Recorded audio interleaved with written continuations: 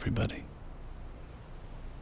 and welcome to Halo Campaign Evolved.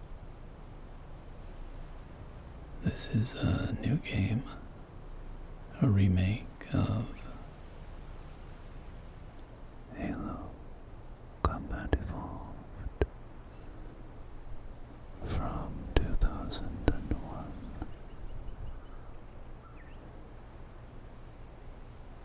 We have a very majestic shot of the ring here.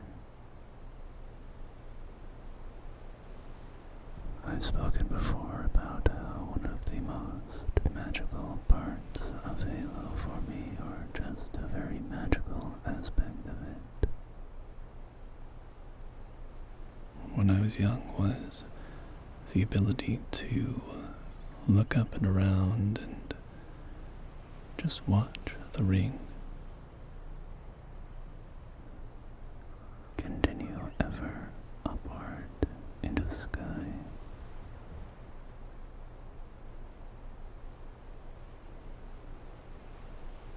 It was the first media to introduce me to the concept of a ring world, which I found very enchanting.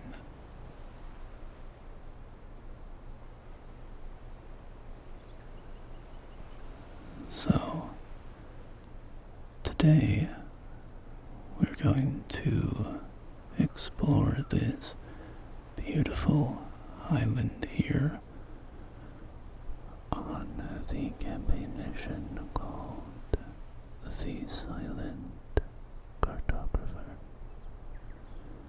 The Silent Cartographer. And you'll have to excuse the mess. We do not have the island to ourselves, so we will have plenty of dead Covenant aliens all around, including that hunter there, that Rekuro. And we will be spending the majority of our time outside on the beautiful coastline of this island. But we'll take a quick pit stop inside this cartographer structure. We have some Forerunner engravings on this wall here. And as we explore today, I'll comment a bit on the environments. But this will also be, I think, a very light review of my time with this game so far. I am a long-time fan of Halo. I've been playing it since I was very young. The original 3 games are really wonderful. Well, and Reach as well. Reach is fantastic. The campaign for Halo 2 in particular is one of my favorite video game campaigns. Not only for its own inherent quality, but also for how successful it is at taking the not uninteresting but relatively sparse lore of this game, Halo Combat Evolved, and turning it into a highly fleshed out world. And they did that very successfully. I think the world of Halo 2 and how concepts like the Flood and the Covenant are developed is just phenomenal. It's a masterclass.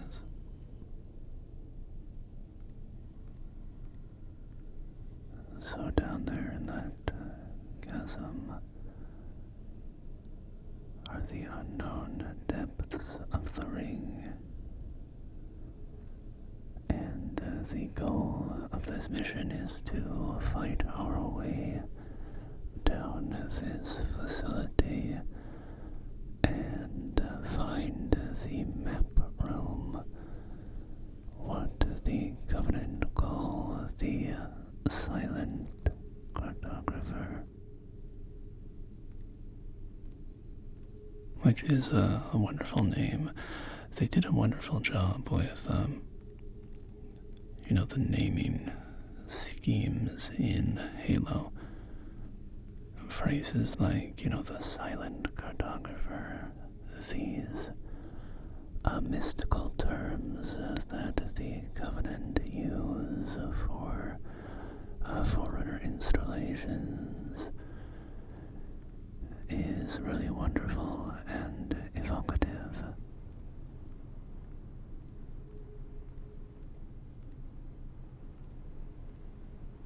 So brace yourself, we're going to step back out into the sunlight here. And this is a nice little touch, the way that when the light hits your screen just right, it illuminates all of these scratches and smudges on Master Chief's helmet, on his visor. I think that's a great little touch. It looks nice.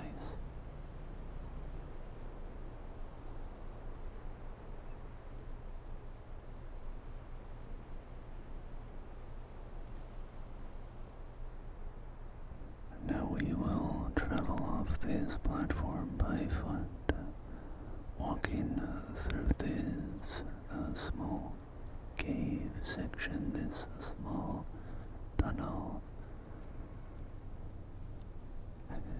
And if you pay attention to the ground, you can see a small skull there. Halo's collectibles, such as they are skulls, and they introduce modifiers to your campaign missions. So the more skulls you collect, the more modifiers you can add on the missions, which generally make things more difficult, but not always.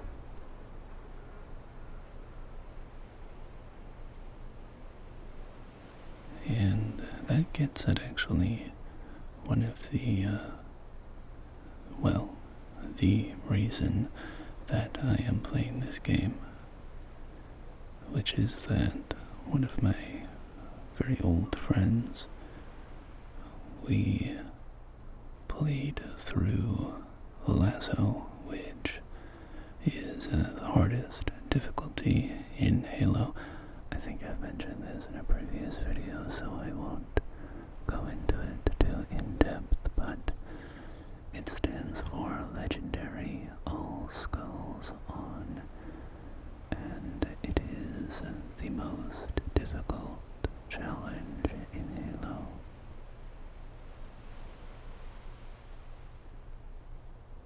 So my friend and I, we spent many hours together going through the Halo campaigns on Lasso. So when this game came out with its own version of Lasso, we knew we were going to do it together. So would I have acquired this game without that incentive? Well, yes, actually, because I have an Xbox Game Pass. Because I find it a very useful subscription with this channel, with the amount of video games that I play on this channel. I like having access to the Game Pass library, and this game is on that library, so I'm just getting it for the cost of my subscription. But anyway, this isn't really what I wanted to talk about. What I want to talk about is how beautiful these environments are. We have a cool kind of alien version of a conch shell here.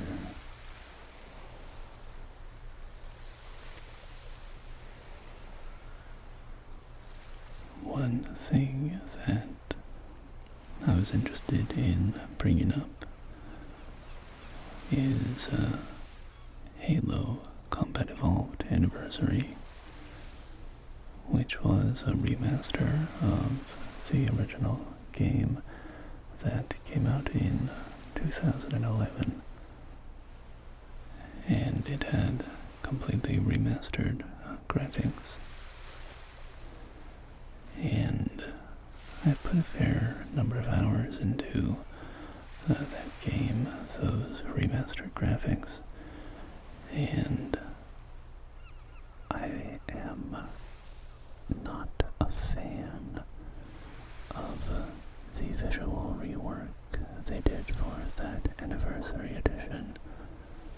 There seemed to be some fish, perhaps, under the surface here. I wonder if I crouch, if we can get a look. Not really. Not really. Oh, whoa, some sort of jumping manta ray creature. See if we can get another look at one of those.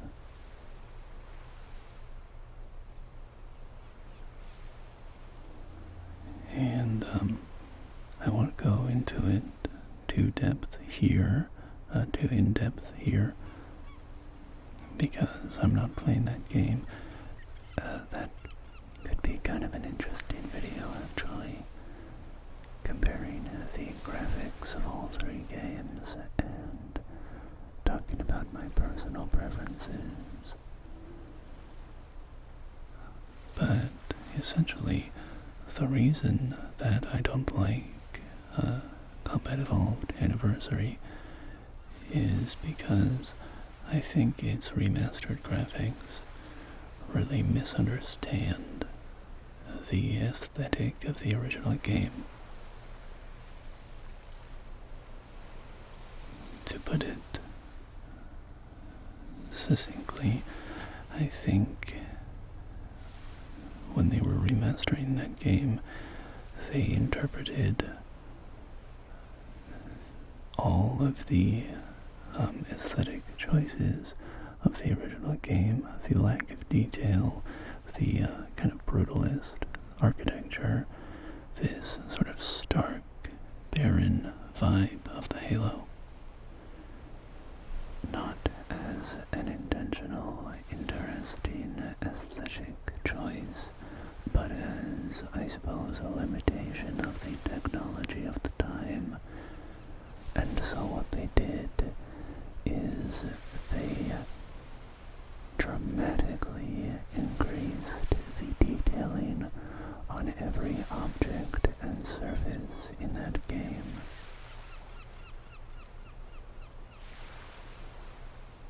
There's the term greebling in like visual design, sculpture, or whatever, and greebling is when you think of like the Death Star from Star Wars. Star Wars does this a lot. The Death Star or Star Destroyers or like the Rebel transport ships. It's when you add kind of, I don't know, I guess, infinitely fractalizing detail. So there's big, kind of chunky square sections, for example, and if you zoom in on that square section, there will be 4 squares in it, all of different, elevations and whatnot, and then each of those squares will have, 4 more like indentations, and they all look different, right? So it gives this appearance of incredible detail. And before I continue talking about that, I just wanted to show the sand physics here. It's obviously not perfect when you look at it super closely, but it's very impressive the way that the sand reacts to Master Chief's movements. It also does nicely with vehicles, you know, if you are driving a Warthog across the sand.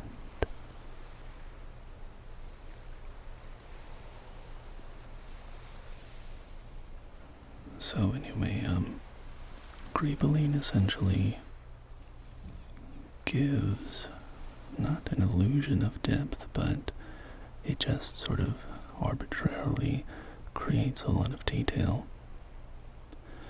And that can look quite nice. It's not an inherently bad thing. But one of the things that I love about the original Halo is the stark design of it. How much of it feels barren and imposing and foreboding, and I think that foreboding nature of it is a very appealing part of it to me, and that comes from, in part, you know, the stark brutalist design, these massive hallways and tunnels with very little ornamentation, very restricted use of detail. Of course, the game does have detail and decoration and ornamental lighting and all these various things. It's not that the game does not have adornment, but it is used in a way that it creates a very particular tone, and what I found in the Anniversary Edition was that that tone was essentially destroyed by the design decisions they made. My whole tangent about greebling was that, you know, this is oversimplifying a little bit, but basically they just greebled the shit out of everything in that Anniversary Edition.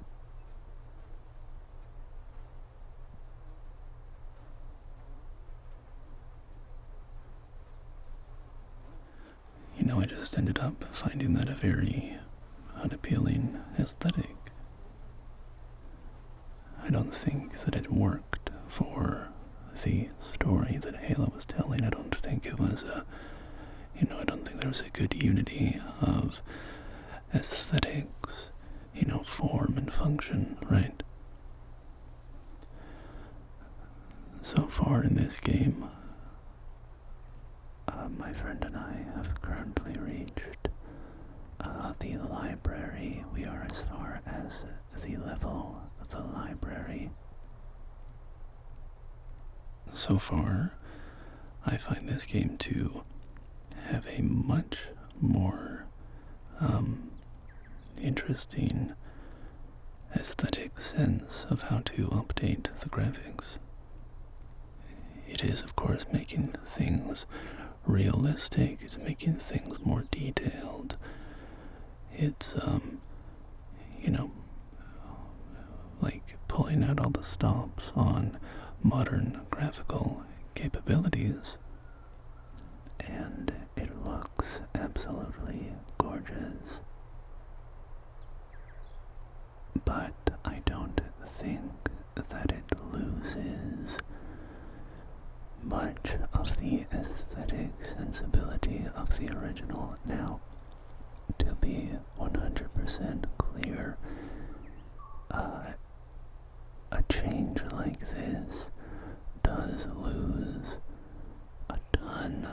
of what the original is, right? You cannot update graphics like this and not have a meaningful change. I would not claim that this is an objective improvement. What I am saying is that I think it is a fair representation of the original's aesthetics in a more modern graphical context. If you are in love with the original graphics, as I am, this of course does not give you that satisfaction precisely. You can only go back to the original for that. But I think this does something independently valuable and interesting, and I do quite like this.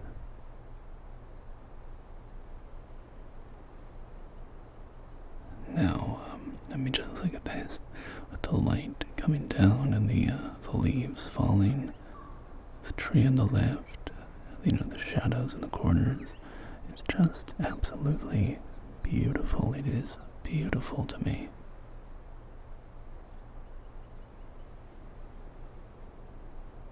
So I've raved about the graphics so far, and what I will say is that the game overall is not,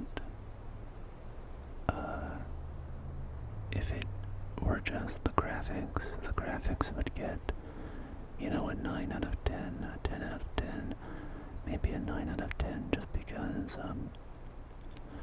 it does lose a little bit of gameplay clarity, I find, because of their commitment to realistic lighting and so on. But they actually do a great job at balancing that. I didn't mean to open this tangent, but just to demonstrate what I mean, they often add additional light sources that were not present in the original game to illuminate areas that otherwise would be in very deep shadow. Because in the original game, where you have very flat lighting, you can see everything very clearly. If you translate that all kind of directly, you end up with a lot of darkness. This room, for instance, is very dark, darker than in the original. Now, they intentionally, I believe, left this room quite dark because you actually fight cloaked enemies in that room, and so I think it works with the gameplay challenge. I think that is a room that it is good to have in that much darkness. But to give an example of what I mean when I talk about how they added additional light sources, one of the most striking images of the game so far for me has been on the level 343 Guilty Spark, which is the level where the Flood are introduced. And you know what, I should grab a screenshot of this or a little video just to put it on the screen so you can see it yourself. You are in this dark jungle, very dark jungle, and in the original it is shadowy and gloomy and foggy and kind of hard to see, but it's not pitch black, right? It's still kind of pretty clearly discernible what the environment is. So in the modern graphical context of this game, the jungle becomes entirely pitch black without lighting sources. Now you do have a flashlight for that, but they clearly wanted to preserve some sense of the area being lit. They don't want you to be plunged into total darkness in a way that would not be very interesting. And so, as they updated the graphics to modern graphics, which made the jungle very dark, they added this gorgeous scene where a Covenant Spirit dropship has crashed kind of vertically into some trees, and it's hanging down, and it's like plasma and internal lighting or whatever is making this shining beacon on the ground and the surrounding area. And it's just this beautiful, striking image in the dark. And I think that's an example of it feels to me like they really knew what they were doing with the graphical updates overall. They did a great job with, keeping gameplay considerations in mind as they were making these graphical updates. So it's not perfect in the sense that modern games with highly detailed graphics and lighting and realistic colors and so on are much less readable visually for gameplay considerations compared to games from, the 90s, the 2000s. If you're in a very monocolor, sort of flatly lit area in Combat Evolved from 2001, every grunt stands out, every grenade stands out, every enemy and object and weapon stands out very clearly. I've always liked the design of these Spec Ops elites, by the way. They're my favorite kind of elite. I really like their armor. In modern graphics, and this is a common issue in many modern games, the weapons on the ground, grenades on the ground, ammo, enemies, everything is much less immediately readable visually because of the visual, we could say clutter or just design, right? It is a trade-off at a certain point. It's just an inherent trade-off. And if they tried to solve that in this game by adding beacons on the ground over weapons, for example, so on your HUD it will pop up a small UI element indicating that there is an assault rifle on the ground.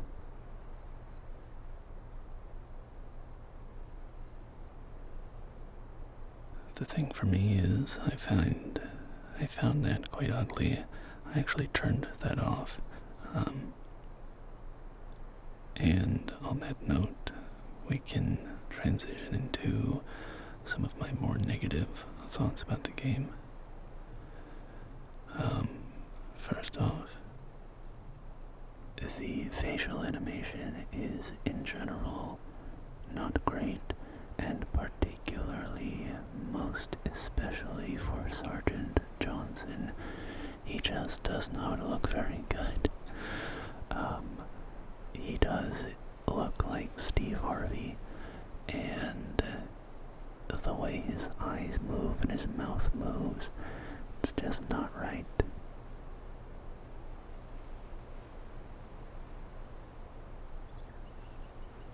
mention that they redid all of the voice acting, and I don't think it changes the game for the better. Not to, demean the voice actors in this game, but I think many of the roles that have been recast sound worse. And I also think the developers have sometimes drawn out cutscenes in ways that it harms the pacing a bit. And also they have changed character interactions in a way that sometimes I think harms the character a bit. For example, when you rescue Captain Keyes on the Truth and Reconciliation, I'm pretty sure in the original, and I wouldn't stake my life on this, it's been a while, but it stood out to me when I watched this cutscene. I think in the original, he just kind of strides out of his prison cell and maybe shakes your hand. But in this game, when the prison cell door opens, the camera cuts to him sitting on the ground with his back against the wall and his head like hanging in shadow, and he seems kind of beaten down and defeated, and it's sort of dramatic, and then he stands up and walks out of the cell, and I find that weakens his character, and I find that they've weakened Keyes in general in the game. He often seems more emotional, less like a military man who is kind of 100% in control, and even when things are going poorly, he doesn't let that affect his emotional state outwardly.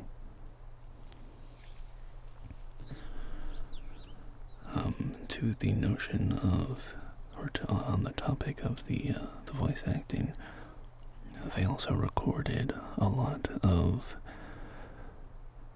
kind of annoying helper lines. You know, the joke about like the new God of War games, how I think Atreus is like constantly giving you hints for puzzles and stuff. They recorded some lines like that for Cortana.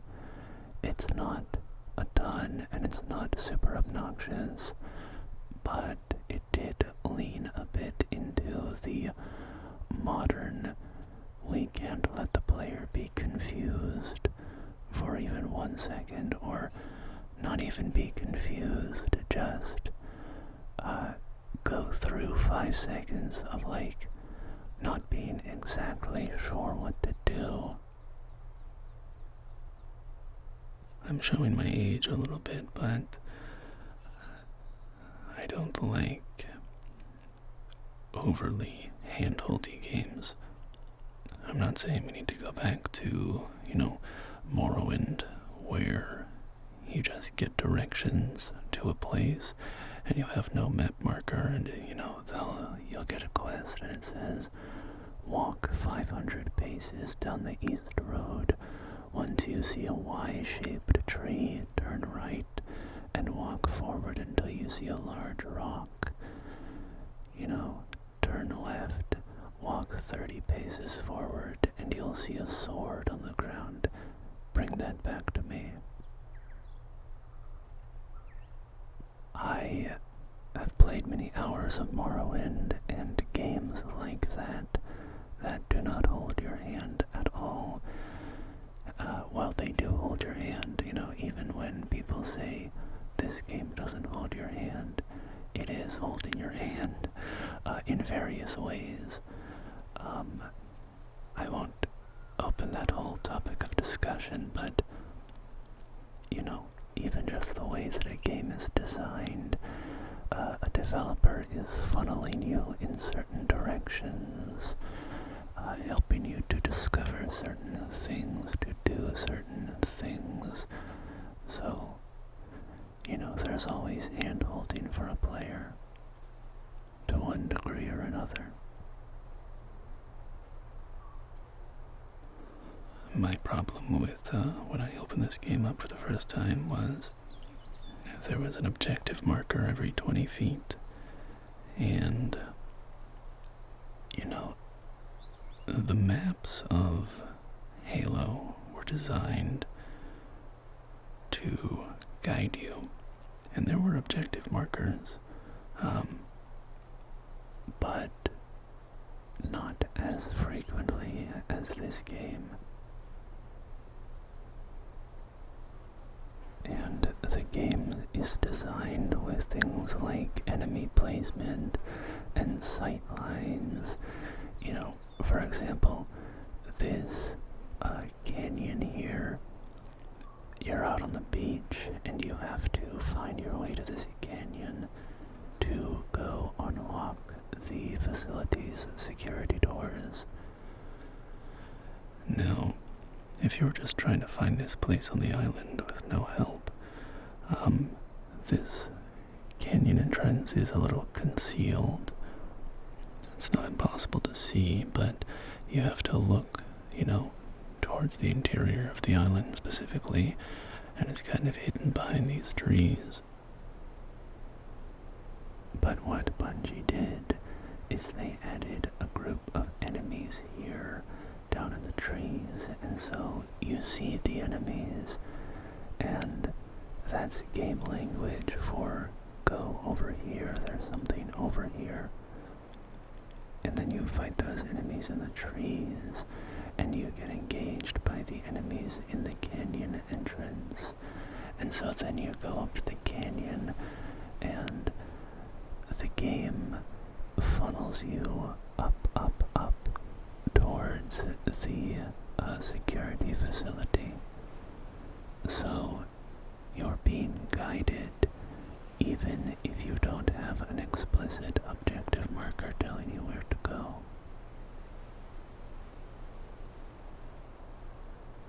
Now, fortunately, you can turn off all of these kind of objective marker features and make it feel much more like the classic in that sense. So they kind of annoy me, but you can just turn them off, which I did, and then I was enjoying the game more. Obviously, you can have a conversation about if you design a game with a certain accessibility or ease of use feature in mind, then you are designing the game to not be playable in a sense, easily played if you are choosing to not use that feature.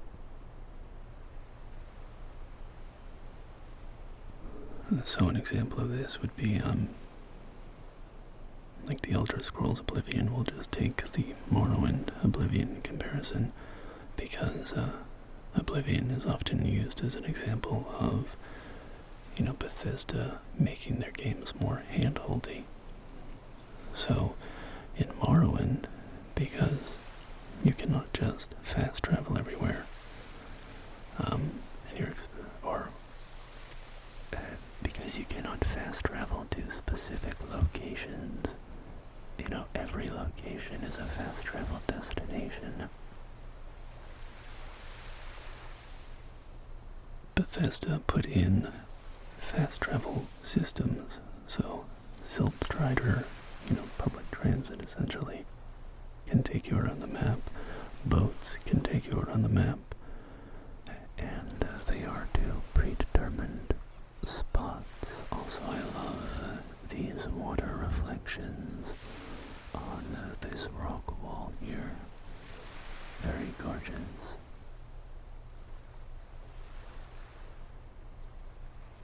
And so with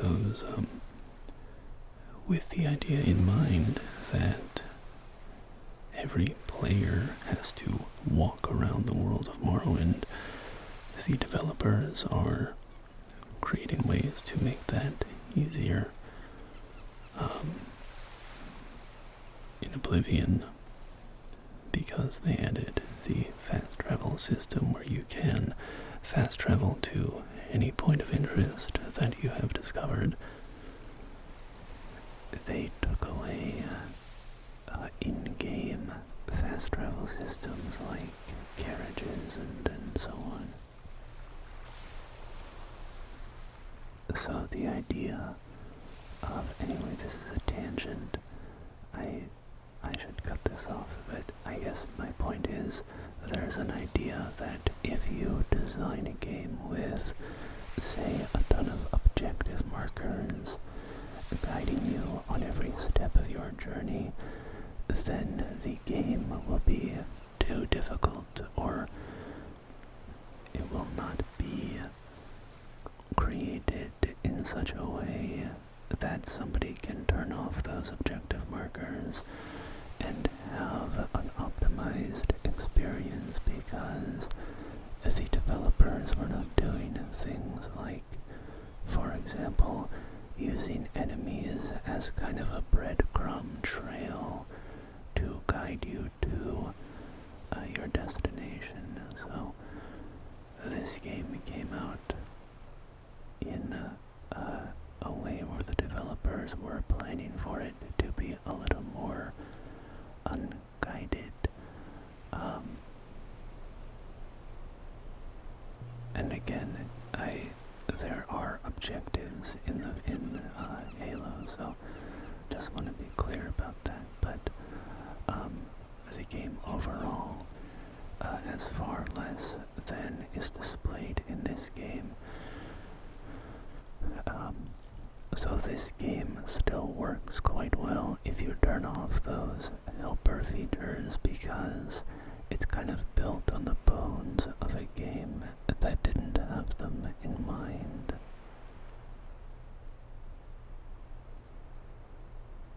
We have a crashed pelican here. This is where you can find a rocket launcher on this level. Go take a peek into the bay here, where we have some electrical flashes illuminating the interior. Turn on my flashlight, and you know what? I'm actually probably flashbanging you guys in your bed. You're like holding up your phone watching this. You've got your blackout curtains closed. There's not an ounce of light in the room. And then I'm just flashbanging you with those electrical sparks.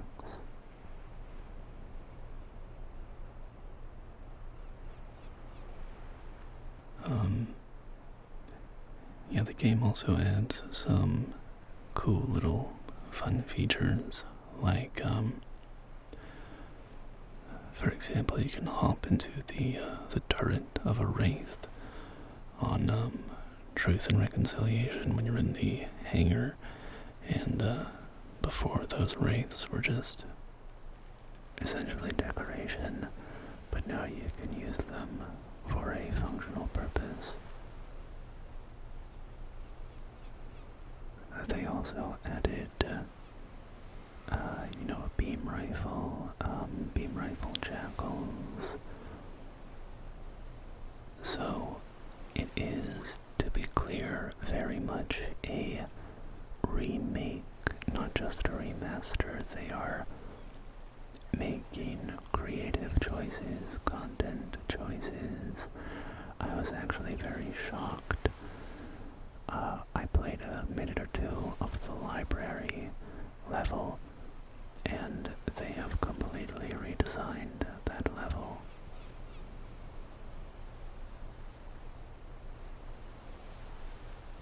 That would not be my personal choice. I would rather things, structurally adhere to the original, but it's an adaptation, and, have to make choices. It just stands out a bit to me because all the other levels that I've played are completely faithful to the original. And then the library is just something completely different, so I found that a bit odd. It is sort of an infamous level. Certainly not the best level of the game. I love these rock pillars around this island, especially with all of the greenery capping them. The trees. This is a beautiful shot, isn't it? I love how they made the clouds so oriented towards the length of the ring. You can really see the clouds kind of funneling in that direction, which I think is a cool element. We have the gas giant of Axis. I believe that is Axis. Very cool. Sort of Jupiter-esque appearance to that gas giant.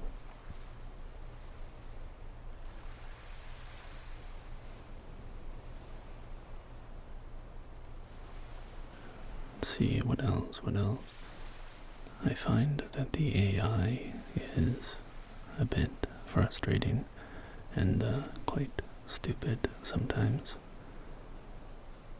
I found Marines to be very finicky about vehicles and getting in as passengers to vehicles. But yeah, I'm trying to think if there's anything else that has stood out to me. I really will just emphasize the degree to which I think they created some amazing visuals in this game. There is the first level with the flood, 343 Guilty Spark. Once the flood are introduced, the deeper that you go into that facility, the more that the flood infection has taken over. And there's one spot in particular where you step through a door and it was like you just entered hell. There's like the flesh stuff up on this opposite wall across from you, and it's illuminated all red, and the infection forms are like scurrying around vertically on the wall. It's just very dramatic and cool looking.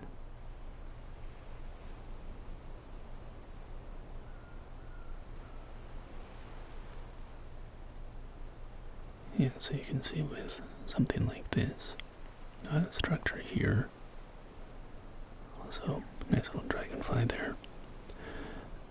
They did add more detailing, right? There are indentations and levels and these kind of relief carvings, and it's more detailed than the original, but not extraordinarily so. It is still somewhat restrained. It is done with restraint, and overall I find it to be a fairly faithful continuation of the spirit of the original design.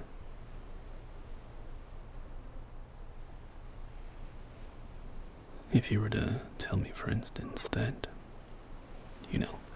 this is the appearance of the game that Bungie would have made if they were making it today, with the exact same, or, rather, if this technology was available to them in 2001, I would find this a very very believable vision of what Bungie would have made.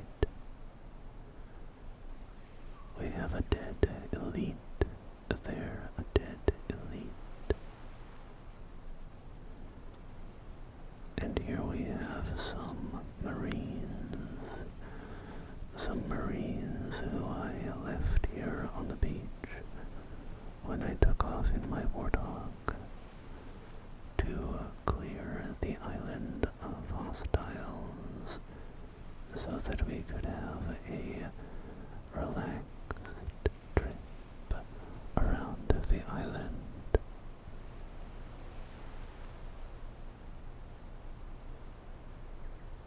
And this level, the original level, has always been very calming to me. I always found this island just so peaceful, beautiful, kind of lonely, but in a comforting way. You just feel like you have the place to yourself. This version of it is a bit more lively, alive, literally, with all the various animals that you can now see on the island. We have a Marine here with his little eyepiece, that kind of green holographic eyepiece. He can't maintain eye contact, he has to look away. He needs to watch some of those eye contact training videos on YouTube.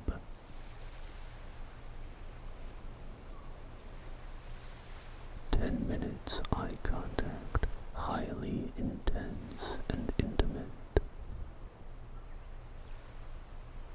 Okay, this is so out of left field, but do you ever, come across something on YouTube, a video, and you're like, I think this is sexual, and I don't quite understand what's going on, but it's giving you these it's setting off your alarm bells of I think this is for sexual purposes, or for fetish reasons or something.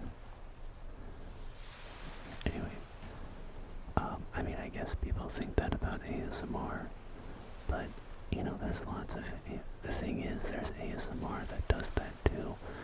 Sometimes I see an ASMR video and it's not explicitly called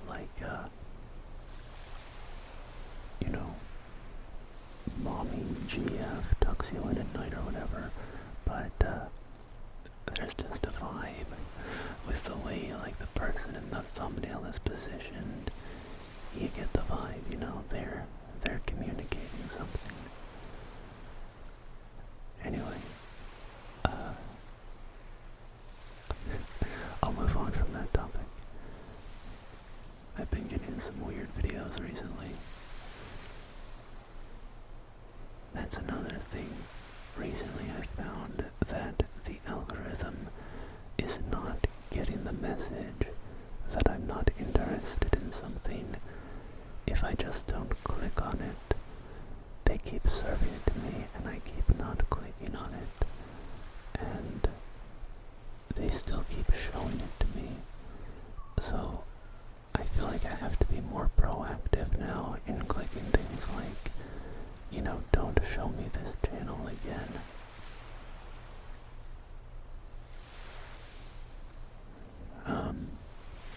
Anyway, let's stay focused on Halo. Oh wait, crabs. Oh man, there's one. I love that.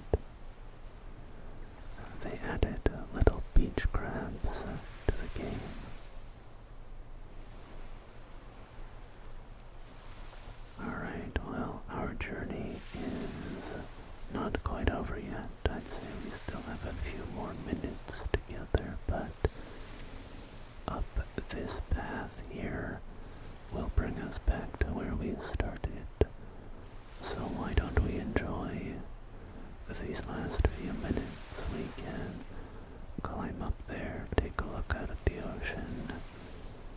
And then once we get back to that starting platform, we can call it a day. What do you say? Good, good, good. Let's head up there.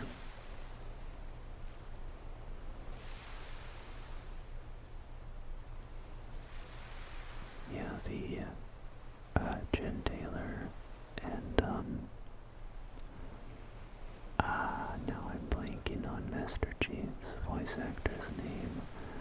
Jen Taylor voices Cortana, and Master Chief is voiced by, I think, Steve somebody. Pardon me. I can't believe I'm forgetting the name of such a legend. But anyway, they do a great job with their characters.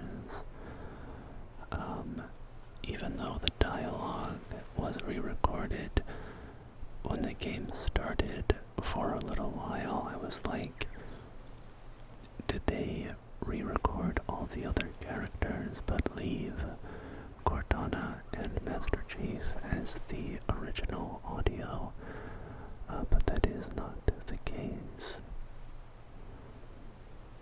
But they, did a great job at slipping into their old characters. They've been voicing them for years, for a couple of decades now, and they're just as sharp as they were in 2001, so great work to them.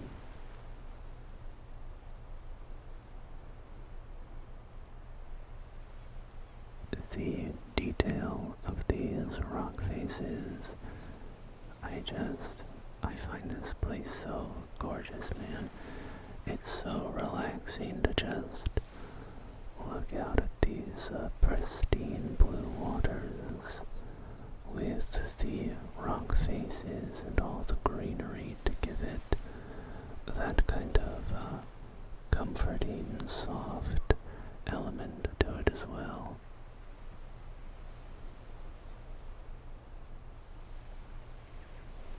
We have a nice, kind of unobstructed view of the ocean here in this window between the rock pillars.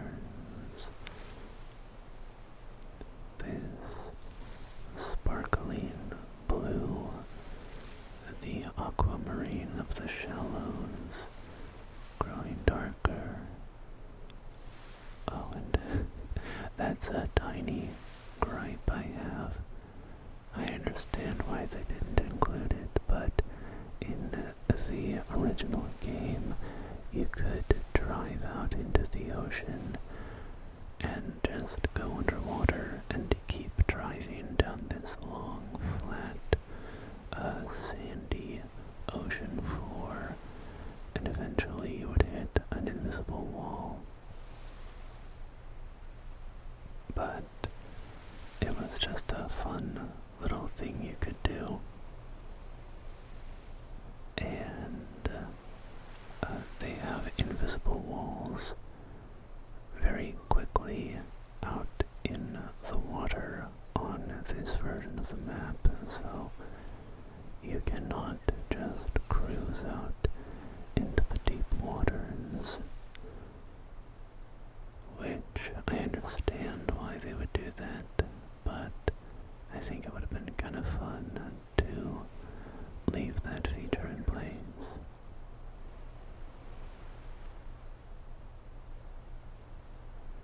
All in all, I will say this game is kind of a mixed bag, but generally I feel positively about it, and if for the visuals alone, I'm very, very happy with it. As I said, am only just past halfway through the game, so there will be more to play, but I have a pretty good impression of what it is now, and I like it.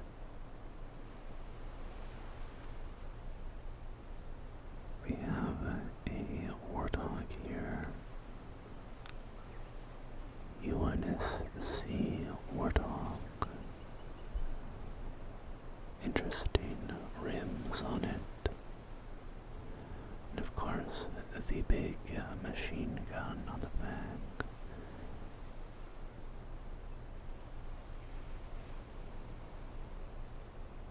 So we will continue over here.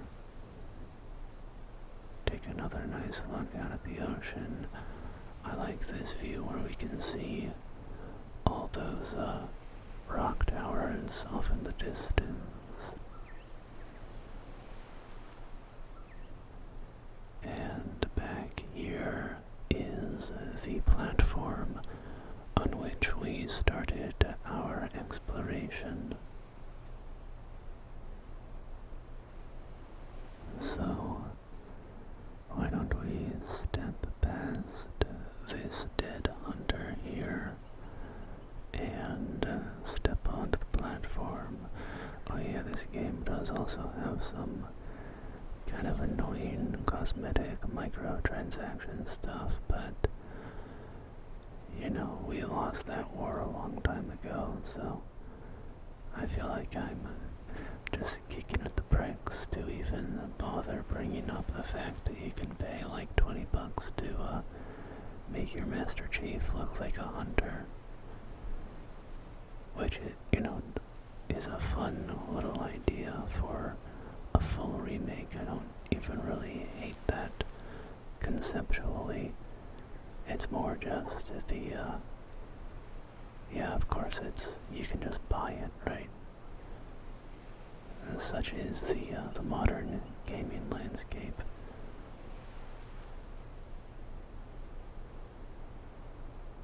But there we have it, back where we began. So, as we look out over the pristine blue water of Installation 04 and see it curving off into the distance, I will thank you for joining me today, my friends. If you played this game, feel free to let me know what you thought of it. And if you have no interest in it, I hope that you at least found this a relaxing and enjoyable exploration of one of its most beautiful levels. Until next time, my friends, I will leave you here with this gorgeous view as it fades to black. Until next time, please take care of yourselves, and I will do the same.